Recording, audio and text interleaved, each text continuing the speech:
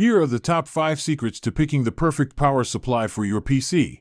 First, consider the wattage. Always check your GPU manufacturer's recommended PSU wattage, also known as the power supply unit, and add some extra headroom, especially if you plan to upgrade to a more powerful GPU or CPU in the future.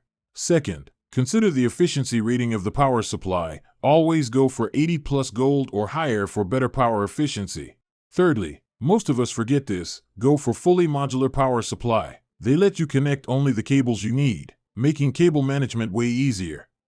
Fourthly, note that this is very crucial when choosing a PSU. You also need to check your case's PSU clearance, the amount of space available in the case for the power supply. Some cases may not fit larger ATX PSUs, so it's important to ensure that the PSU you choose will fit comfortably in your case. Please pardon me, I'm also an artist. I design customized artistic LED mousepads with built-in wireless chargers. If you're interested, feel free to reach out to me. Don't forget to like, subscribe, or follow because I'm giving away free customized mousepads every month or week, depending on the number of subscribers or followers. Let's begin.